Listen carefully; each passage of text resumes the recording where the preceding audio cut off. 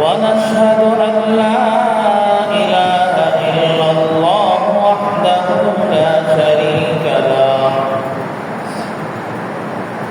لا ضد له ولا ند له ولا مثل له ونشهد أن سيدنا وسندنا وحبيبنا وحبيب ربنا وطبيب قلوبنا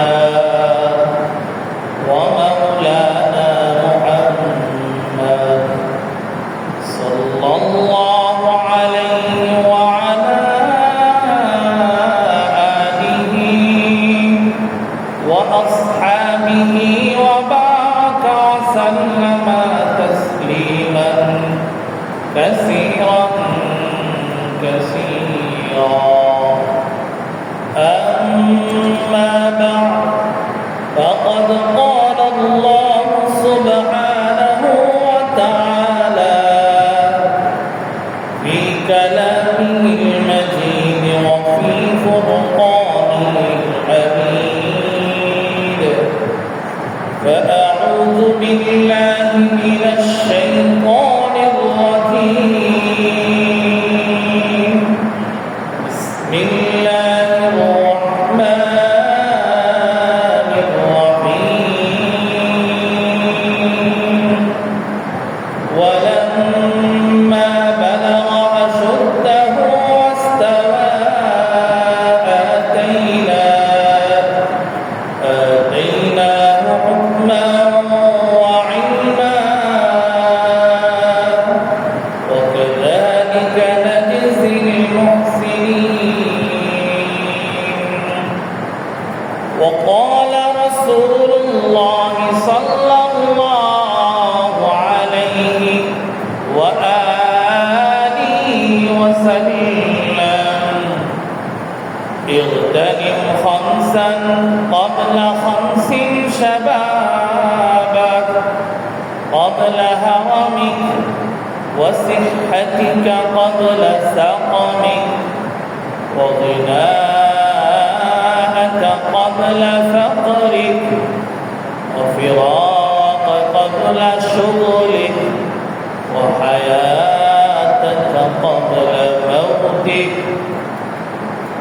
أو كما قال رسول الله صلى الله عليه وآله وسلم بارك الله لنا ولكم في القرآن المجيد ونفعنا وإياكم بالآيات والذكر الحكيم استغفر الله لي ولكم سائر المسلمين صدق الله العظيم سبحانك لا علم لنا إلا ما علمتنا إنك أنت العليم الحكيم يا رب لك الحمد كما ينبغي لجلال وجهك وعظيم سلطانك الحمد لله الله تعالى دربار লাখো শুকর ও সুজুদ যে মহান রব্বুল ইজ্জত আল জালাল আমাকে আপনি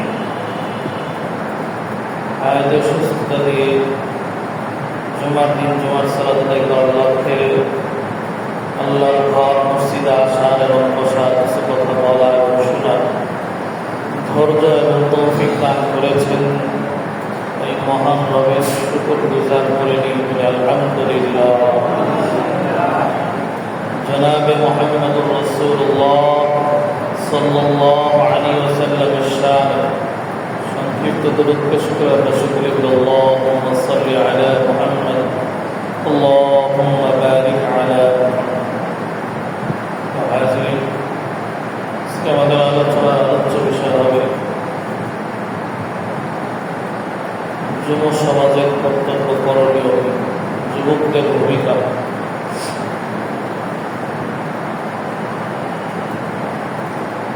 গুরুত্বপূর্ণ একটি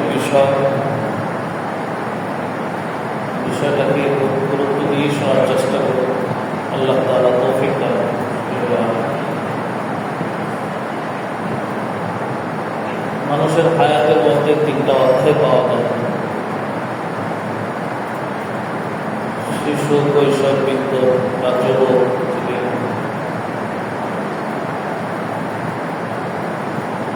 শৈশবে মানুষটার অবস্থা থাকে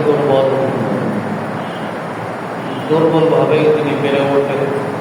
নিজের সব কিছু থাকতেও কোনো অঙ্গ প্রত্যঙ্গের কোনো কি থাকে না, শক্তি সমর্থন থাকে না, অন্যের ভরসা করতেই হয়। এরপরে মানুষের জীবনে একটা সময় আসে বার্ধক্য বা অভিজ্ঞতার সময়, বার্ধক্যতার সময়। এই সময় মানুষগুলো নিজের উপর চলতে পারে না, অন্যের অধীন হয়ে যায়। স্ত্রী, সন্তান, নাতি-নাতনির অধীন ছাড়া সে চলতে পারে না। এই দুইটার মাঝামাঝি একটা সময়, যেটাকে আমরা এক কথায় বলি যুবক বা যৌবনকাল। এই সময়টা হলে সবচেয়ে গুরুত্বপূর্ণ একটি সময়। এই যখন মানুষের জীবনে অতিবাহিত হয়, মানুষ যা চায় তাই করতে পারে, শক্তি থাকে, সমর্থ থাকে, বুদ্ধি জ্ঞান বৃদ্ধি হয়। এই জন্য আল্লাহ তাআলার কাছে 2-3 সময়ের মধ্যে মাঝখানের সময়টা বান্দার কাছে সবচেয়ে বেশি, আল্লাহ তাআলা বেশি মহব্বত করে। শৈশবে বান্দা চাইলেও ইবাদত করতে পারে না, আর ইবাদত তার উপর ফরজও হয় না। শিশু অবস্থায় থাকে, বৃদ্ধ অবস্থায় বান্দা ইবাদত করতে চায়, কিন্তু শরীরে শক্তিতে কোলায় না, মন মগজে সেটাকে সায় দেয় না। অসুস্থতার কারণে, দুর্বলতার কারণে সে ইবাদত থেকে অনেক দূরে সরে যায়। কিন্তু মাঝখানের সময় যৌবনটা, সেই ইবাদত যা আল্লাহ বিধান দিয়েছেন অতটুকুই বলে না, এর চাইতেও আল্লাহ তাআলার কাছাকাছি যাইতে পারে ইবাদতের মাধ্যমে। এটা ওই সুবিধার সুযোগ। এজন্য আল্লাহ তাআলা মানুষের হায়াতের মধ্যে তো একটা বিষয়, হায়াতের অবস্থা। এই হায়াতের অবস্থা জানার পরে আল্লাহ স্পেশালভাবে যৌবনের অবস্থা আল্লাহ কাছে জিজ্ঞাসা করবেন।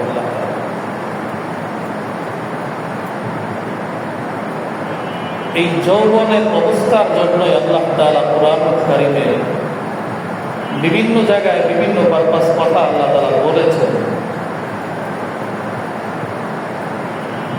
কোরআনের এক জায়গায় আল্লাহ তাআলা মুসা পয়গম্বরকে বলেন, ওয়ালাম্মা বালাগা আশুদ্দাহু ওয়াস্তাওয়া আতাইনাহু হুকমান ওয়া ইলমা। আমি মুসা পয়গম্বরকে যৌবনে পদার্পণ করলাম, প্রাপ্তবয়স্ক করলাম। আতাইনাহু হিকমা ওয়া ইলমা, আর আমি ওই সময় তাকে হিকমা, জ্ঞান দান করলাম। সুবহানাল্লাহ। মুসা আলাইহিস সালাতু ওয়াস সালামকে আল্লাহ তাআলা যৌবনে জ্ঞান দান করলেন, হিকমা দান করলেন।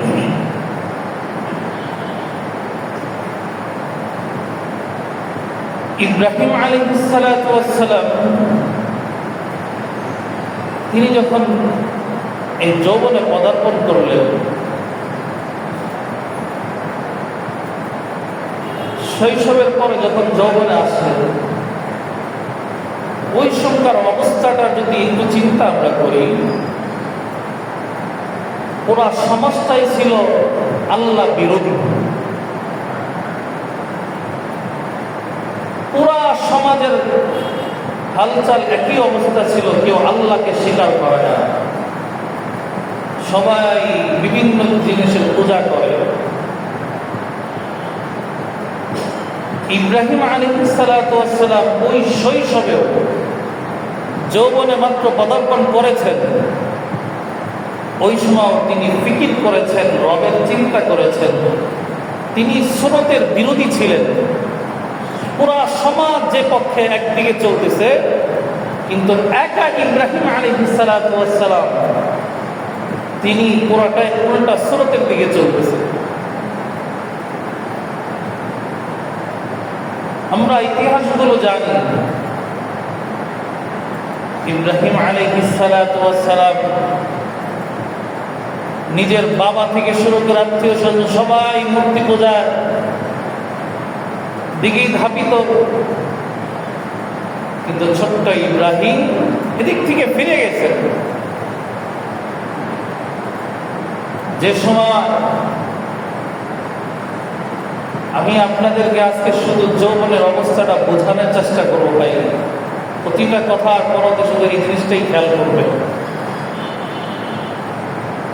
যৌবনটাকে আল্লাহ তাআলা কেন মূল্য দিলেন। ইব্রাহিম আলাইহিস সালাতু ওয়াস সালাম ওই সময় নবী না, কিন্তু ওই সময়ও তার যৌবনটাকে এমন ভাবে কাজ করেছেন যাতে সুরতের বিপরীত যায় আল্লাহ তাআলাকে খুঁজে বেড়াইছেন। সুবহানাল্লাহ, বুঝছেন আল্লাহ। আপনারা জানেন, তাদের মেলার দিন যখন তাদের মূর্তিগুলোকে ধ্বংস করে নেওয়া হইল, খোঁজাখুঁজি শুরু করলো কে করেছে এই অপরাধ, আমাদের মাবুদদের সাথে এই জঘন্য অপরাধ কে করলো। তারা খুঁজতে খুঁজতে বলা শুরু করলো, এমন একজন যুবককেই তো আমরা দেখেছিলাম, যে যুবক আমাদের মাবুদদের ব্যাপারে তিনি উল্টাপাল্টা বলেন, তিনি আমাদের মাবুদদের ব্যাপারে পক্ষে বলেন না, হয়তোবা ওই যুবকই এই কাজ করেছেন। তাহলে চিন্তা করেন, ওই যৌবন অবস্থায় অল্প বয়সেও ইব্রাহিম আলাইহিস সালাতু ওয়াস সালাম তিনি গায়রুল্লাহ থেকে বিমুখ হয়ে আল্লাহর দিকে মুতাওয়াজ্জহ হয়েছিলেন। সুবহানাল্লাহ।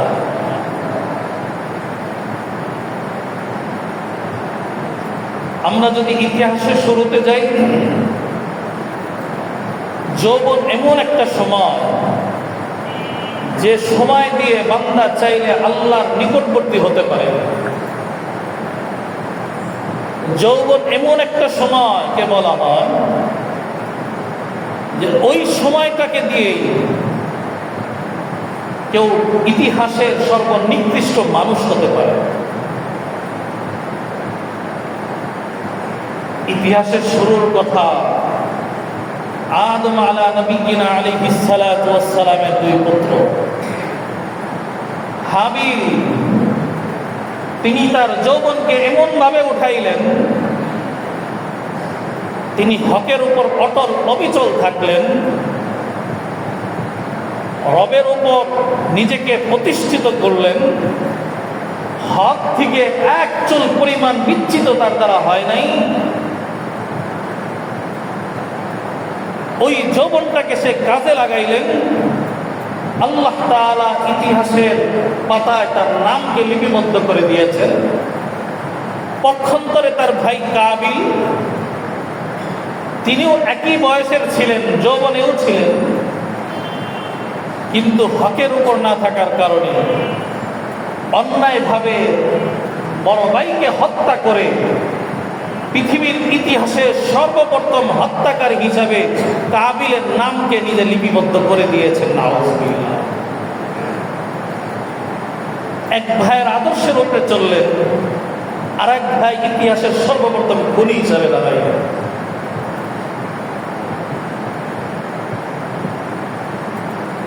যৌবনের অবস্থা এতটাই দামি।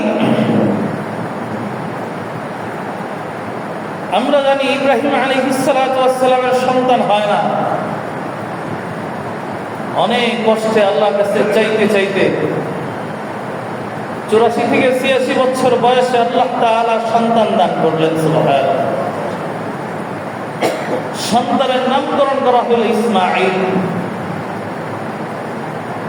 এই সন্তান যখন একটু একটু করে বড় হচ্ছেন, শৈশব থেকে যৌবনে মাত্র শুরু হইল, আল্লাহ তাআলা ইব্রাহিম পয়গম্বরকে স্বপ্ন দেখাইলেন, আপনার প্রিয় বস্তুকে কুরবানি করেন। ইব্রাহিম আলাইহিস সালাতু ওয়াস সালাম সন্তানকে যখন বললেন, তোমাকে জবাই করার নির্দেশ দেওয়া হয়েছে, কুরবানি করার নির্দেশ দেওয়া হয়েছে,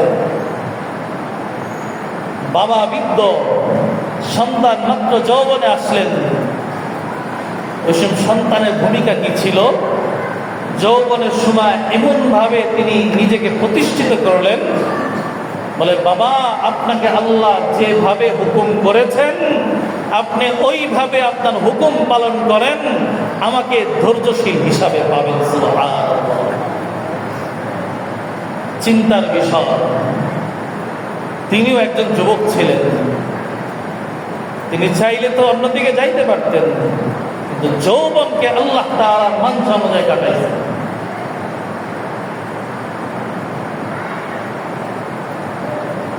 আজকের সমাজ যদি ইসমাইলের ওই চিন্তাকে ধারণ করত, যুব সমাজ, যে আল্লাহ তাআলা যা বলবেন, আমার জন্য আল্লাহ যেটাকে পছন্দ করেন, আমি ওইটাকেই মাথা পেতে নিব, এই এক আদর্শ, ইসমাইলের একটা আদর্শ যদি আজকের যুব সমাজ আমরা ধরতে পারতাম, বলেন তো কোন যুব সমাজ ধ্বংসের পথে যাইতো আজকে? তাহলে আমরা আদর্শ নিতে পারতেছি না। আসেন আরো পরে আসেন, ইসলামের ইতিহাসে সর্বনিকৃষ্ট এক মানুষ আবু জাহেল। বদরের যুদ্ধে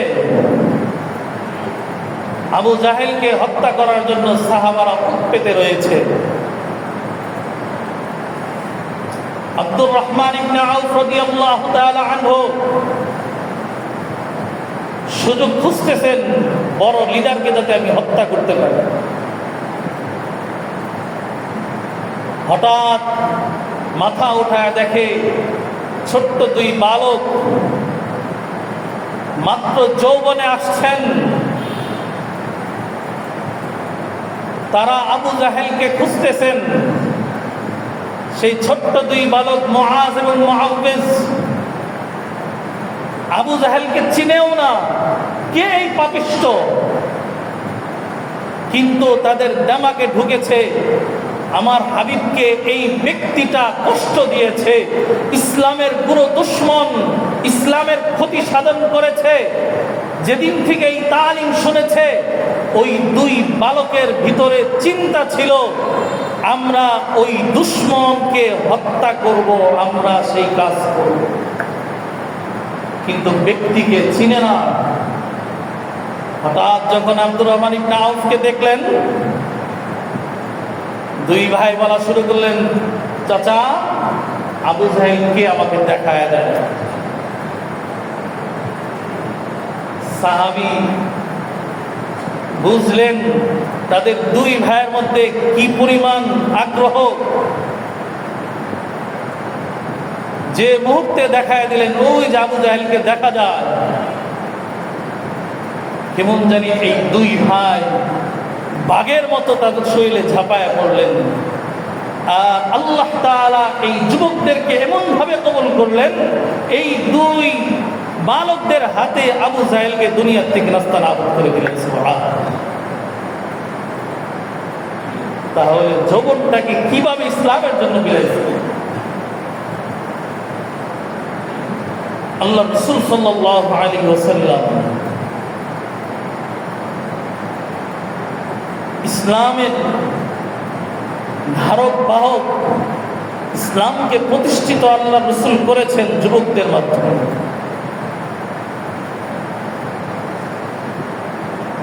আল্লাহ রাসূল সাল্লাল্লাহু আলাইহি ওয়াসাল্লাম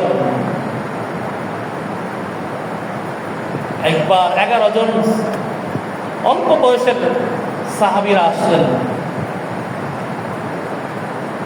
এর মধ্যে একজন সাহাবী, ছোট্ট বালক এক সাহাবী, তাকে 5 জন দিয়ে ওই ছোট্ট বালককে সেনাপতির দায়িত্ব দিয়ে এক যুদ্ধে প্রেরণ করেছেন। সুবহানাল্লাহ।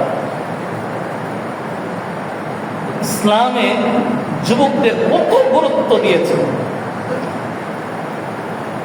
এই জন্য এই সময়টা যাতে বান্দার কাজে লাগে, আল্লাহ তাআলা কুরআনুল কারীম এবং হাদিসের মধ্যে কিভাবে যুবকরা কাজ করবে, তাদের যৌবনটাকে কিভাবে আল্লাহর রাহে মেলাইবে,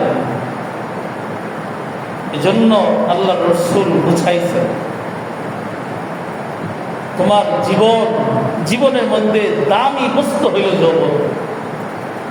তোমার এই যৌবন দিয়ে তুমি আল্লাহকে খুঁজো। যখন তুমি যৌবনে পদার্পণ করেছ, তোমার শরীরে শক্তি আছে, তুমি চাইলে নামাজ বেশি বেশি পড়তে পারো, তুমি তেলাওয়াতের মধ্যে ঢুকতে পারবা, তুমি রোজা বেশি বেশি রাখতে পারবা। ইসলামের জন্য যখন যে ত্যাগ স্বীকারের ডাক আসবে, হ্যাঁ, বৃদ্ধ মানুষগুলো আগে যাইতে পারবে না, কিন্তু তাদের সামনে তোমরা ঢাল হয়ে দাঁড়াইতে পারবা। এই জন্য যুবক, তোমার জীবনটা যাতে নষ্ট না হয়, এই জীবনের উপর যাতে কালিমা লেপন না হয়, তোমার যৌবনটা যাতে শয়তানি কাজে ব্যয় না হয়, তোমার জীবনটা যাতে যৌবনটা যাতে আল্লাহর রাস্তায় ব্যয় হয়।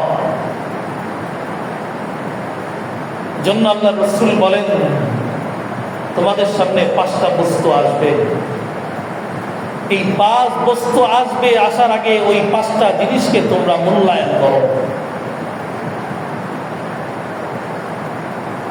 যদি খেলায় খেলায় ছেড়ে দাও, তাহলে জীবনটা ধ্বংস হয়ে যাবে। তোমার জীবনে এমন 5টা বস্তু আসবেই, আসার আগে ওই বিষয়গুলোকে তোমরা খুব মূল্যায়ন করবা। বলে কি? আল্লাহ রাসূল বলেন, ইগতানিমু খামসান ক্বাবলা খামসিন শাবাবাকা ক্বাবলা হারামিক। ও যুবক, তুমি আজকের যুবক, কিছুদিন পরে কিন্তু বৃদ্ধ হয়ে যাইবা, তোমার যৌবন শেষ হয়ে যাবে। যৌবন শেষ হয়ে গেলে কোনো কাজ তুমি করতে পারবা না। বলেন, যুবক যা পারে বৃদ্ধরা তা পারবে? শাবাবাকা ক্বাবলা হারামিক, বৃদ্ধতা আসার আগে যৌবনকে মূল্যায়ন করো। তুমি এটা ভেবো না এখন নামাজের সময় না, রোজার সময় না। বয়স যখন 40 পার হবে, ওই সময় নামাজ পড়বো, রোজা রাখবো, মসজিদে বসে থাকবো। বলে না, এই জন্য তোমাকে যৌবন দেওয়া হয় নাই। তোমাকে যৌবন দেওয়া হয়েছে এই সময় তোমাকে আল্লাহ ওয়ালা হওয়ার জন্য।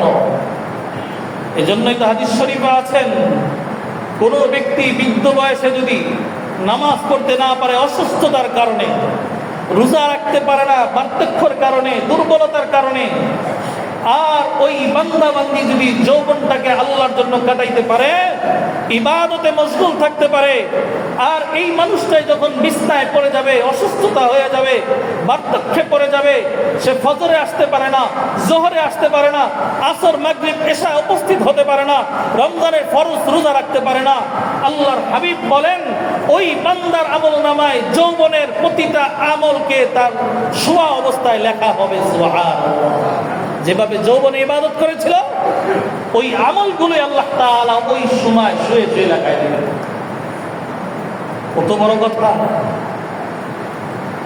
এজন্য রাসূল বলেন, শাবাবাকা ক্বাবলা হারামিক। ও মানুষ, তোমার সামনে যৌবন আসছে, এই যৌবনকে মূল্যায়ন করো, কারণ একটু পরেই হারামিক এটা হারিয়ে যাবে, বার্ধক্য চলে আসবে, তোমার হাতে লাঠি চলে আসবে, তুমি রুকু ঠিক মতো করতে পারবা না, ইচ্ছা আছে শরীরে কুলাইবে না। জিহাদের প্রয়োজন হইলে আমার আপনার ইচ্ছা থাকবে, শক্তি সামর্থ্যে কুলাবে না সেখানে যাওয়ার জন্য। কিন্তু আল্লাহ রাসূল বোঝায় তোমার যে যৌবন আছে এখন যদি ইসলামের জন্য না কাজে তুমি বের হইতে পারবে না। এই জন্য ওই অবস্থা আসার আগে যৌবনকে মূল্যায়ন করো। তোমার যৌবনটাকে শুধুই গুনাহের জন্য দেওয়া হয় নাই, তোমার যৌবনটাকে শুধুই রাজনৈতিক কার্যক্রম পালন করার জন্য দেওয়া হয় নাই, তোমার যৌবনটাকে শুধুই অন্যের হাতের লাঠি আর বাহিনী বানানোর জন্য দেওয়া হয় নাই।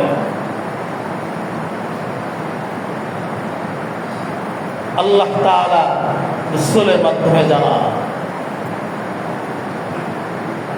কিয়ামতের ময়দানে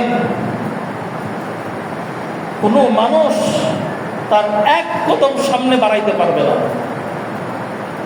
যতক্ষণ না আল্লাহ তাআলার সামনে 5 প্রশ্নের উত্তর না দিবে।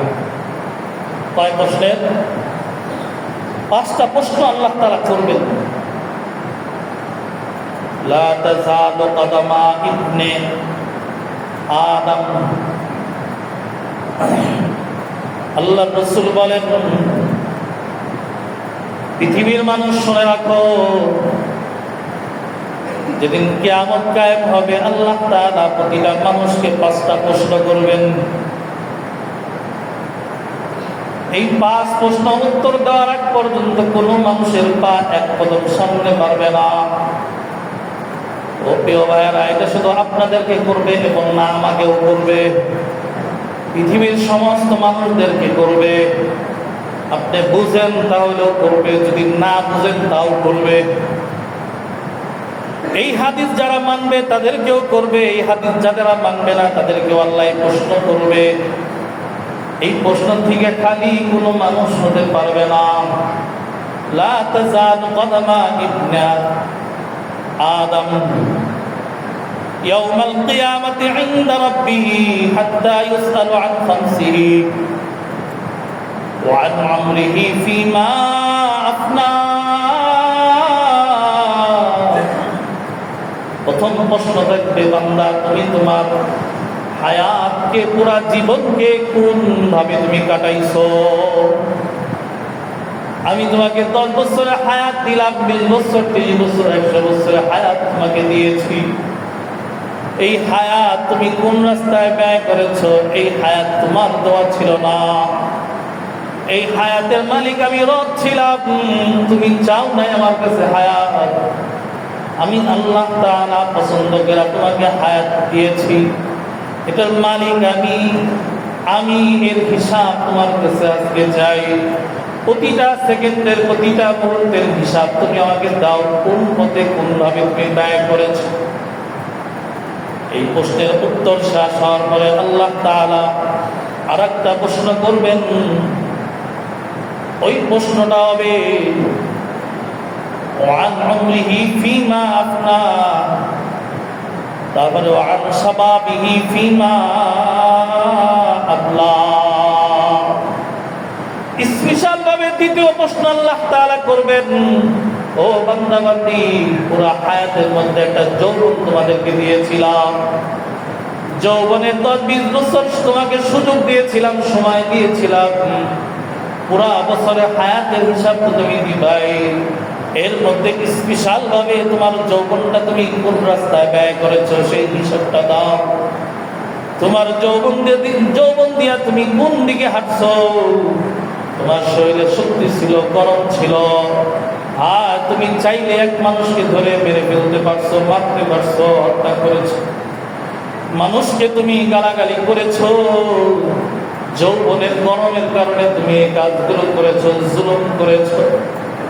আজকে ওই হিসাবগুলো দাও। হায়াতের হিসাবের পরে একটা জিনিস বুঝে থাকলে বলেন, যৌবন যে সময়টা, এটা ওই হায়াতের মধ্যে আছে কিনা? পুরা হায়াতের মধ্যে আছে না? পুরা হায়াতের কথা জিজ্ঞাসা করার পরে আল্লাহ তাআলা দ্বিতীয় প্রশ্নটা রাখবেন, যৌবনের প্রশ্ন। তাহলে বলেন তো দ্বিতীয় প্রশ্ন একটা বাড়ানোর কারণ কি? আল্লাহ তাআলা এর দ্বারা বুঝায়, বান্দা হায়াতের মূল্য তো অবশ্যই আছে, কিন্তু হায়াতের মধ্যে আমার কাছে সবচেয়ে প্রিয় হইল যৌবনের সময়টা, যৌবনটা। এই সময় তুমি কি করবা, খুব হিসাব নিকাশ করে করবা। এই সময় শয়তান তোমাকে সবল দিয়ে যাইবে। শয়তানের ওয়াদা, যৌবন বয়সে বান্দা তোমাকে মসজিদে যাইতে দিবে না, দ্বীনি মেহনতে দাওয়াত দেওয়ার জন্য তোমাকে পাঠাবে না। আমার সামনে আপনার সামনে প্রশ্ন তুলে দিবে, এটা তোমার কাজ না, এখনো তোমার সময় হয় নাই। কোরআন পড়া তোমার সময় এখনো হয় নাই। নামাজ এখন তুমি কেন পড়বা?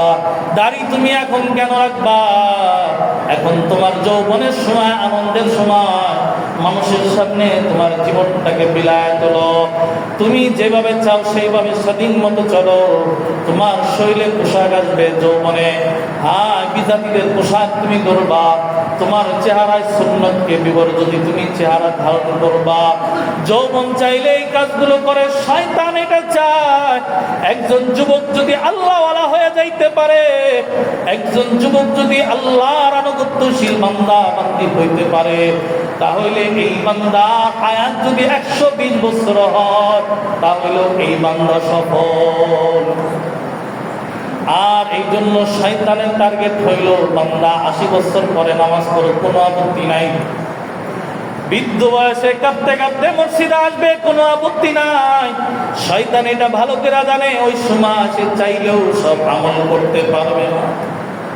নামাজে দীর্ঘ টাইম দাঁড়ায় থাকতে পারবে না, পাও তার সেই সায় দিবে না, হ্যাঁ দীর্ঘ সময় রাত শুনতে পারবে না। এই জন্য বসে বসে পড়বে, শুয়ে শুয়ে ইশারায় পড়বে, না হয় পড়বে না।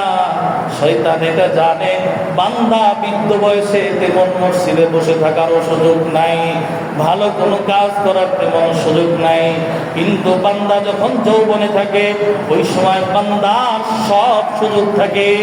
ইসলামের যত কাজ আছে, কাজের উপর কাজ করা, আল্লাহওয়ালা জিন্দেগি হাসিল করা, নবীর সুন্নাহ মোতাবেক চলা।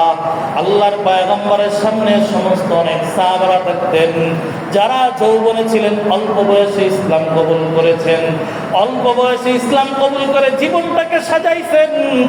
আলী রাদিয়াল্লাহু তাআলা আনহু, তিনি ইসলাম কবুল করেছেন অল্প বয়সে। এই অল্প বয়সে ইসলাম কবুল করে তিনি ইসলামের খলিফা হয়েছেন, হ্যাঁ আল্লাহর হাবিবের জামাতা হয়েছেন, আদর্শ এক জীবন দান করেছেন।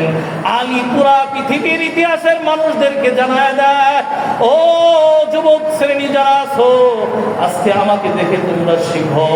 হ্যাঁ আমার জীবনটাও আমি অন্যদিকে কাটাইতে পারতাম, কিন্তু আল্লাহ রাসূলের সোহবতে আইসা অল্প বয়সে আমি আমার জীবনটাকে এত সুন্দর মার্জিত করেছি, আমি পুরা পৃথিবীর কাছে আদর্শ মডেল হয়ে গেছি। আল্লাহর পয়গম্বর বলেন, আমার আলী, আমার সাহাবারা আসমানের তারকার মতো, আসহাবিকান নুজুম ইহতাদাইতুম বিহতাদাইতুম। আমার সাহাবীদের নমুনা হলো আসমানের তারকার মতো। হ্যাঁ একজন সাহাবীকে যদি তোমরা অনুসরণ করতে পারো, তোমরা আলীর পদ চিহ্ন যদি অনুসরণ করতে পারো, তোমাদের গন্তব্য সেই জান্নাত হবে, তোমাদেরকে শয়তান ছো মেরে নিতে পারবে না। এই জন্য তোমাদের কাজ হইল যৌবনের যৌবনকাল সময়টাকে তোমরা ধ্বংস না করে আল্লাহর জন্য ব্যয় করো, ইসলামের জন্য কাজ করো, নিজে ইসলামকে ধারণ করো, নিজে আল্লাহওয়ালা হওয়ার চেষ্টা করো, আল্লাহর ঘরের সাথে সম্পর্ক তৈরি করো, কোরআনের সাথে সম্পর্ক তৈরি করো। যেই সময় তুমি বৃদ্ধ হবা, বিছনায় পড়ে যাইবা, ওই সময় তোমার মুখ থেকে অটোমেটিক কোরআনের আয়াতগুলো বের হইতে থাকবে।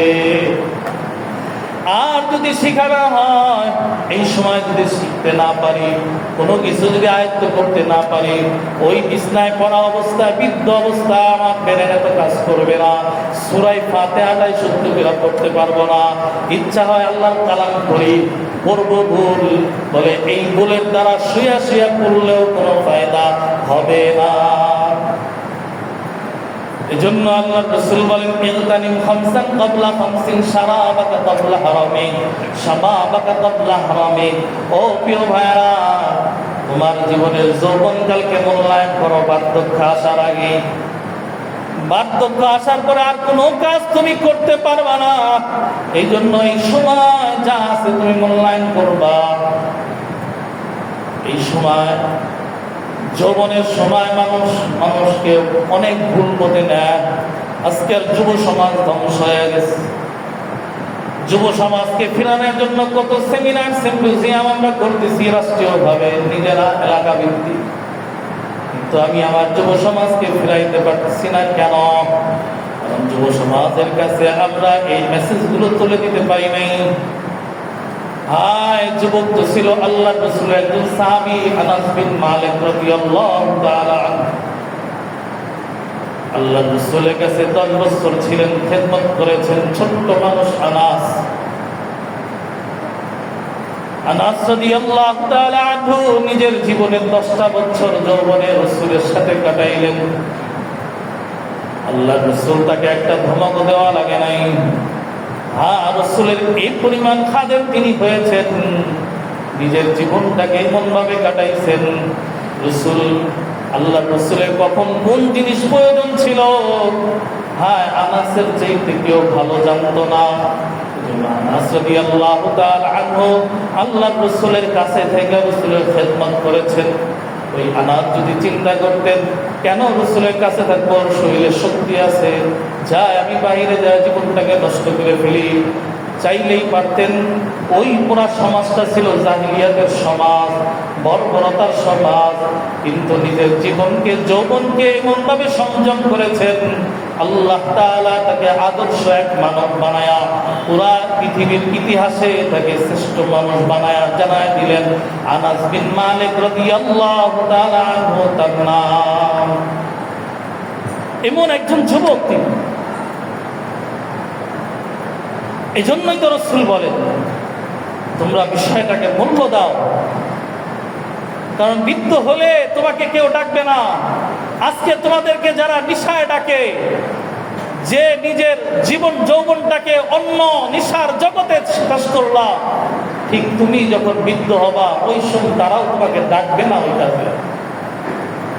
বলবে তার আর কোনো দরকার নাই।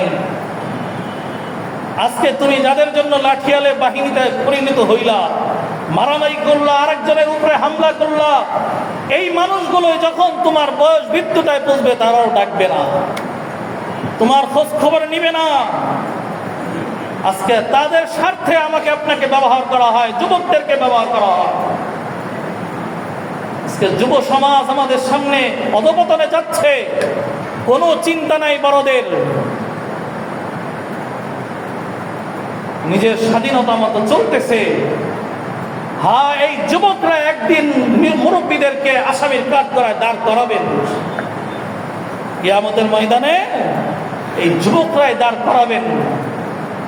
তারা যদি এই কথা বলে আমাদের অধপতনের পিছনে মুরব্বীরা কোনো ভূমিকা পালন করে নাই, তাদের কাছ থেকে আমরা কোনো আদর্শ পাই নাই, তাদের কাছ থেকে সংশোধনের কোনো বিষয় আমরা পাই নাই, বলেন এই বক্তব্য যদি আল্লাহর সামনে পেশ করে তাহলে প্রত্যেক মুরব্বী, প্রত্যেক মানুষই ধরা হবে, ধরা খেয়ে যাবে।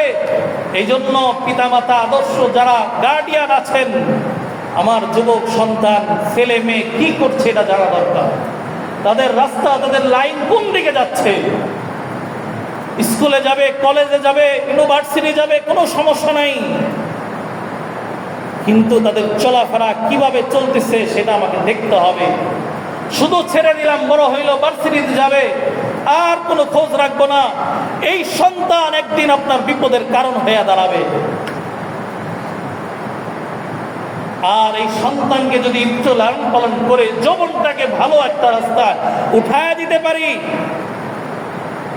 এই সন্তান যদি নামাজি হয়, ইবাদত গুজার হয়, এই সন্তান হোক সে ভার্সিটিতে পড়ে, কলেজ ইউনিভার্সিটিতে পড়ো, কোনো আপত্তি নাই, এই সন্তান এমন ভাবে যোগ্যতা হাসিল করবে, আপনি বাবা মা মারা গেলে ওই সন্তান ইমামতির দায়িত্ব পালন করার যোগ্যতা রাখবে। ওই ভার্সিটির সন্তানরাও বলবে আমার মার জানাজার ইমামতে আমি করব, আমি আমার বাবার জানাজার ইমামতে আমি করব, আমি আমার বাবাকে শেষ গোসলটা আমি দিব। আজকের যুব সমাজ বাবা মা মারা গেলে কাছেও থাকতে চায় না। গোসল তো দূর কি বাত, বাবা নিজের মারা গেছে, যদি বলা হয় সন্তান তুমি যে যুবক গোসল করাও, ভয় লাগে, সে যাইতেও চায় না। হ্যাঁ, গোসল করাইলে কি হবে, সেখানে এমন কি আছে? এটাই দুর্ভাগ্য, আমার সন্তানকে আমি আমার শেষ গোসল দেওয়া উপযুক্ত বানাইতে পারি নাই, আদর্শ সন্তান বানাইতে পারি নাই। আমার সন্তানকে আমি উপযুক্ত বানাইতে পারি নাই। আমার জন্য সে দোয়া করবে, আল্লাহর সামনে দাঁড়াবেন, আল্লাহর কাছে বলবেন বাবার কথা। ওই সন্তান অবগার মতো হুজুরদের নিকট দাঁড়াইয়া থাকে, হুজুর একটু দোয়া করো। কি সন্তান আমরা বানাই না? আমার সন্তান মুরব্বীদেরকে সম্মান দিচ্ছে না, আমার সন্তান মুরব্বীদেরকে অবজ্ঞা করতেছে। আমি কোনোদিন বুঝাইতে সক্ষম হইলাম না, মুরব্বীরাও বুঝাইল না। সন্তান বিচ্ছিত হচ্ছে লাইন থেকে, আমি যদি গার্ড না করি এর জন্য দায় আমি একজন মানুষ হিসাবে না। এই জন্য আল্লাহ রাসূল বলেন, তোমরা যৌবনকে খুব মূল্যায়ন করো, বার্ধক্য আসা। এরপর আল্লাহ রাসূল বলেন, ওয়াসিহাতিকা ক্বাবলা সাকামি। আজকে আমি আপনি সুস্থ আছি, সারা জীবন সুস্থ থাকবো বিষয়টা এমন নয়।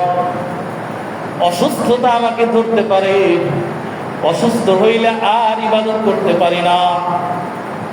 অসুস্থতা এমন ভাবে আমাকে কাবু করে দেয়, চাইলেও কোনো ভালো কাজ করতে পারি না। এই জন্য আল্লাহর পয়গম্বর বলেন, অসুস্থতা আসার আগে সুস্থতাকে তুমি মূল্যায়ন করো। এখন তুমি সুস্থ অবস্থায় আছো, এখন জীবনকে মূল্যায়ন করো, এখন ইবাদত করো, ছেড়ে দিও না কালকে করব। এই জন্য উর্দুতে একটি কথা আছে, আজকা কাম কাল না পরডাল। আজকের কাম কালকের জন্য, আগামী দিনের জন্য ছেড়ে দিও না। আজকে গুনাহ করেছি, কালকে তুমি তওবা করবা, এমনটা যাতে না হয়। আজকে আমার দ্বারা গুনাহ হয়ে গেছে, বন্ধুদের আড্ডায় গুনাহ হয়ে গেছে। হ্যাঁ, নদীর মধ্যে দেখা যায়, হ্যাঁ আমাদের যুবক ভাইয়ারা যৌবনের তারুণ্যে কিভাবে গুনার জীবনে হাবুডুবু খায়। নদীর মধ্যে দেখি টলার বাড়া কইরা কত ধরনের অকারেন্স তারা করছে। এই নদী, এই পানি আমার কথা শোনে না, কার কথা শোনে? কার কথা? আল্লাহর কথা শোনে। আমার রব কতটা রহমা, কতটা দয়াশীল, যে জমিনের উপরে পানির উপর আমি গুনাহ করি, আমার রব যদি চাইতেন বলে দিতেন পানি তাদেরকে গিলে খাও, বলেন পানির এটা ক্ষমতা ছিল কিনা? ধ্বংস করে দেওয়ার ক্ষমতা ছিল, জমিনের ক্ষমতা আছে। কিন্তু আমার রব এত কিছু দেখার পরেও হজম করেন, রহমা দেন, আল্লাহ চান। হ্যাঁ, আমার বান্দাদেরকে যদি এখনই শাস্তি দিয়ে দিই তাহলে সব শেষ হয়ে যাবে। আমি আমার বান্দাদেরকে দিন শেষে আবার তাদের কানে আযানের ডাক দিয়া বলি, হাইয়া আলাস সালাহ, হাইয়া আলাল ফালাহ। আমি যখন তাদের সামনে বলি আলহামদুলিল্লাহি রাব্বিল আলামিন, আসো রবের দিকে আসো, রহমার দিকে আসো। তুমি যদি আবার ওই গুনাহ করে, ভুল করে আবার আল্লাহর দিকে হাজিরা দিয়া যদি বলো, আল্লাহ শয়তানের ধোঁকায়, নফসের ধোঁকায় তো জমিনের উপর গুনাহ করে ফেললাম। হ্যাঁ, এখন বুঝছো, এই জমিন যদি চাইতো আমাকে শেষ করে দিতে পারে। তুমি কত মেহেরবান, দয়া করে আমাকে এখনো জীবিত রাখছো, শাস্তি দাও নাই। আমি তোমার কাছে মাফ চাই, আমি তোমার কাছে মাফ চাই, আর গুনাহ করব না। আল্লাহ বলে, বান্দা যদি তোমাকে আমি ধ্বংস করে দিতাম, আজকে আমার কাছে তুমি দয়া চাইতা না, মাফ চাইতা না। এই জন্য আমি তোমাকে বারবার সুযোগ দিই আর বারবার বলি, তুমি আল্লাহ তাআলার দিকে মুতাওয়াজ্জহ হও, নিজের জীবনটাকে শুধুই গুনার দিকে ঠেলে দিও না। আল্লাহ তাআলা এইভাবে বান্দাদেরকে ডাকে, সুস্থ এখন আছো, এখনই ইবাদত করো, অসুস্থ হইলে আর ইবাদত তুমি করতে পারবা না। আল্লাহর পয়গম্বর বলেন, ওয়াকিনা আগা ক্বাবলা ফাকারি। হ্যাঁ, তুমি আজকে ধনী আছো, অর্থ সম্পদ আছে, তুমি এটাই চিরস্থায়ী তুমি ধনী থাকবা, বিষয়টা এমন না। বলে পৃথিবীর বুকে একজনই ধনী আর সবাই গরিব, বলেন তো সে কে? আল্লাহ বলে, ওয়া আনতুমুল ফুকারা, আল্লাহুল গনি ওয়া আনতুমুল ফুকারা। আমি একমাত্র ধনী, আর কেউ ধনী না। তোমাদের সম্পদ এটা ধনীর জন্য না, তোমাদের কাছে কিছু সময়ের জন্য দেওয়া। ও বান্দা বান্দি, এখন তোমার কাছে সম্পদ আছে, তুমি চাইলে তোমার সম্পদ দিয়ে তোমার উপর হজ ফরজ হলে হজ করে ফেলো। তোমার সম্পদ এখন আছে, তোমার উপর যদি যাকাত ফরজ হয় তুমি দেরি করো না, যাকাত আদায় করে ফেলো। তোমার কাছে সম্পদ আছে, হজ ও ফরজ, তুমি বললা এখন না আগামী বছর করবো। বলেন তো আগামী বছর আস্তে আস্তে এই সম্পদ চিরস্থায়ী হিসাবে থাকতে পারে না, নাও থাকতে পারে, শেষ হইতে পারে, ধ্বংস হয়ে যাইতে পারে। কিন্তু হজ তো ফরজ ছিল, আমি করলাম না। এজন্যই আল্লাহ রাসূল বলেন, এখন তুমি যে অবস্থায় আছো, এখন তুমি ধনী আছো, অর্থ আছে, এখন যে কাজ আছে সেই কাজগুলো করো। এখন তোমার সম্পদ আছে, তুমি চাইলেই মসজিদ মাদ্রাসা ভালো কাজে তুমি দান করতে পারো। তুমি এখন দিবা না, পরে দিবা। হ্যাঁ, এমন সময় আসবে তুমি ফকির হয়ে যাইবা, তুমি খাওয়ার কোনো অর্থ পাইবা না। কিভাবে তুমি দান করবা? দানের সব থেকে মাহরুম হয়ে গেলা। আল্লাহ রাসূল বলেন, এখন তুমি যে অবস্থায় আছো এই অবস্থায় যা পারো আল্লাহর জন্য দিয়ে যাও। হ্যাঁ, যেদিন থাকবে না ওই সব তুমি চাইলেও তুমি দিতে পারবা না। যাদের কাছে নাই তারা বলে আমার থাকলে আমি সব আল্লাহর রাস্তায় দিয়ে দিতাম। যাদেরকে আল্লাহ সম্পদ দিছে তাদেরকে বলা হইলে, হ্যাঁ আমার সম্পদ কেন দিব? আমি যদি সব আল্লাহর রাস্তায় দিয়ে দিই তাহলে আমি চলবো কিভাবে? আরে ভাইরা, আপনি আল্লাহ কেমনে চলবেন? যাদেরকে আল্লাহ সম্পদ দেয় নাই ওই ভাইটা কিভাবে চলে তার দিকে একটু চিন্তা করে দেখবেন। আল্লাহ বলে, বান্দা সম্পদ চালানোর দায়িত্ব তোমার না। আল্লাহ বলে, সম্পদ দেওয়ার মালিক আমি, তোমাকে চালানোর মালিক আমি। এখন তোমাকে যে অবস্থায় রাখছি তুমি ওইটার শুকর আদায় করো, এইটাকে অবমূল্যায়ন করো না। এরপরে আল্লাহর পয়গম্বর বলেন, ও ফারাগাকা ক্বাবলা মাউতিক, ও ফারাগাকা ক্বাবলা শুগলিক, এখন তুমি অবসর আছো, এখন তুমি যে কাজ করতে পারবা, সারা জীবন তুমি অবসর থাকবা, বিষয়টা এমন না ফ্রি থাকবা। এমন এক সময় আসবে তুমি খুব ব্যস্ত, মহা ব্যস্ত, মসজিদে আসার মতো সময় পাইবা না, ভালো কাজ করার মতো কোনো সময় পাইবা না, দিনই হালকার মধ্যে বসার কোনো সময় হবে না, মানুষের কাছে দাওয়াত দেওয়ার কোনো সময় তোমার হবে না। এই জন্য আল্লাহর পয়গম্বর বলেন, তুমি এখন কি আছো? ব্যস্ততা কম আছে, তুমি এখনই আল্লাহর জন্য কাজ করো, এখনই দাওয়াতের জন্য বের হয়ে যাও। এখন তুমি নামাজ 2 রাকাতের জায়গায় 4 রাকাত পড়তে পারবা, নফল ইবাদত বেশি বেশি করতে পারবা।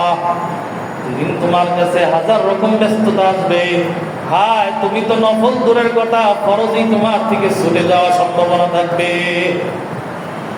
এই জন্য আল্লাহর পয়গম্বর বলেন, অবসর টাইমটাকে ব্যস্ততা আসার আগে মূল্যায়ন করো। অবসর সময়টাকে মূল্যায়ন করবো কোন সময়ের জন্য, কোন সময়ের আগে? ব্যস্ততা আসার আগে এই সময়টাকে আমি মূল্যায়ন করব। 5 নম্বর আল্লাহর পয়গম্বর বলেন, ও হায়াতাকা ক্বাবলা মাউতিক, ও বান্দা বান্দি আজকে তোমার হায়াত আছে, হায়াতকে মূল্যায়ন করো। এই হায়াতকে মূল্যায়ন করবা না, পরে পরে করবা। মৃত্যু এসে যাবে, এটা চিরন্তন সত্য, এর বাহিরে যাওয়া সম্ভব না। শুধুই সময়ের অপেক্ষা, মৃত্যু আমার সামনে ধরা দিবে, আমি চাইলেও দিবে, না চাইলেও দিবে। আমি যদি বলি না না আমি আরো 10 বছর বাঁচবো, 5 দিন বাঁচবো, এরপরে বলবো, বলে না, মৃত্যু তোমার সামনে হঠাৎ করে চলে আসবে, তোমাকে সেটা আলিঙ্গন করতেই হবে। এখন কোনো কাজ করলাম না, ইবাদত করলাম না, মৃত্যু আসলে কিভাবে ইবাদত করবা? এই জন্য আল্লাহর পয়গম্বর বলেন, হায়াতাকা ক্বাবলা মাউতি, যেহেতু তোমার এখনই সময়, তুমি এখনই কাজগুলো করো। মৃত্যু আসলে আর তুমি কোনো কাজ করতে পারবা না। আল্লাহ তাআলা কোরআনুল কারীমে বলেন, ইযা জাআ আজালুহুম লা ইস্তাখিরুনা সাআ ওয়া লা ইস্তাকদিমুন। মৃত্যুর পরে আল্লাহ তাআলাকে জানাবে, আবেদন করবে, আল্লাহ কোনো ইবাদত তো করতে পারি নাই, বুঝি নাই, এখন আবার একটু সময় দাও না, আবার পৃথিবীর বুকে যাই, যাওয়ার পরে এই সব কাজগুলো করে আসবো, একটু সময় দাও। আল্লাহ বলবেন, না না বান্দা, আর তোমাকে সময় দেওয়া যাবে না। এই সময়টা তোমাকে দিয়েছিলাম, তারপরেও যাতে তুমি বুঝো, এর জন্য আমি কোরআন এবং হাদিস তোমার সামনে দিয়েছিলাম। এরপরেও তোমাকে উলামায়ে কেরাম কোরআন হাদিস থেকে বুঝাইছে। আজকের এই হাদিস ধরে ধরে তোমাদের সামনে আলোচনা হয়েছে। 5টা জিনিস, আসার আগে 5টা জিনিসকে মূল্যায়ন করো।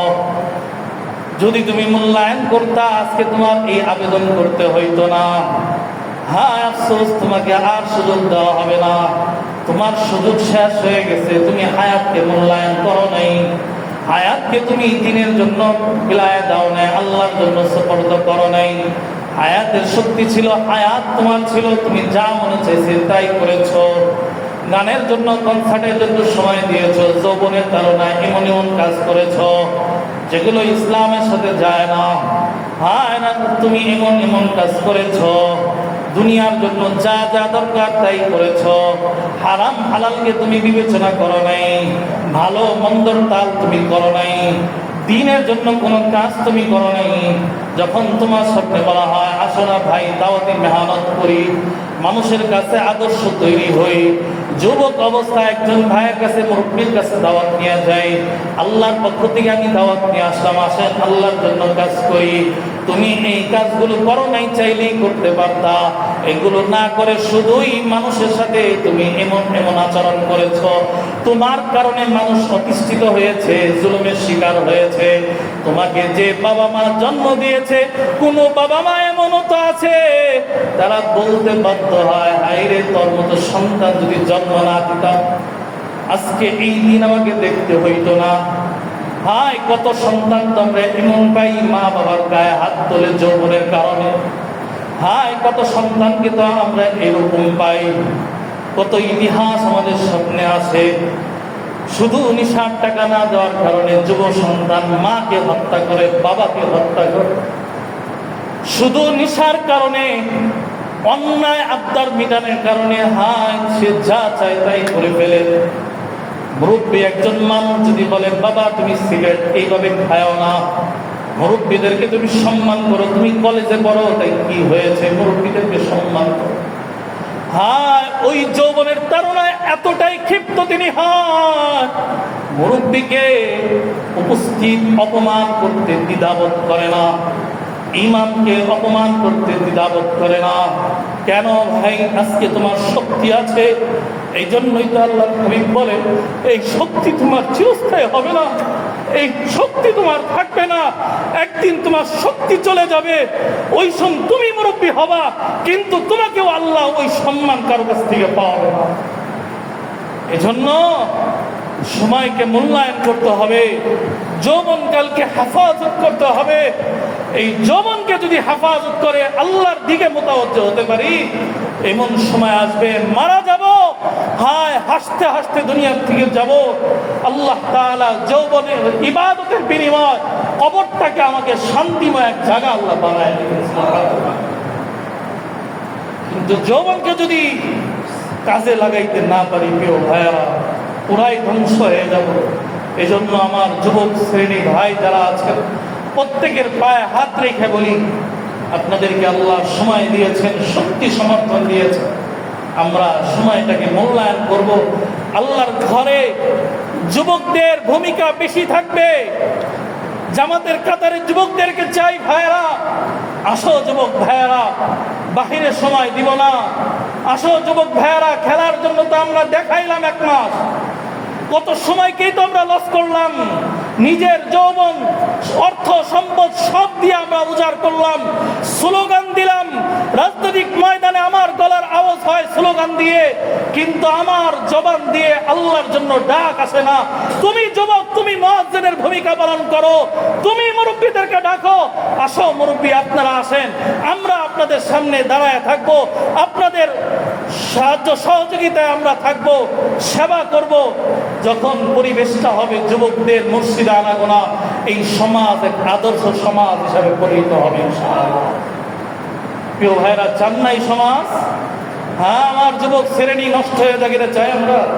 ছেলে মেয়ে ভালো থাকুক, এটা আমাদের চাওয়া। কিন্তু সেটা আদর্শ ভিত্তিক থাকতে হবে, ইসলামের উপর থাকতে হবে। ওই সন্তান আমার জীবনের জন্য কল্যাণকর হবে, ওই সন্তান আমার ইবাদতের কারণ হবে। আল্লাহ তাআলা আমাদের প্রত্যেকে যুব সমাজকে কুদরতিভাবে আল্লাহ তাআলা কুদরতি হাতে তাদেরকে গুনাহ থেকে ফিরে আসার তৌফিক দান করে। সকলে বলে আমিন। মসজিদ মুখে আল্লাহ করায় দিক, ইসলামের প্রতিটা ডাকে যুবকদেরকে আগে লব্বাইক বলার তৌফিক আল্লাহ দান করুন। সকলে বলে আমিন। ওয়া আখিরু দাওয়ানা আনিল হামদুলিল্লাহি রাব্বিল আলামিন। যারা আমরা সুন্নাত পড়ে নিয়ে চলে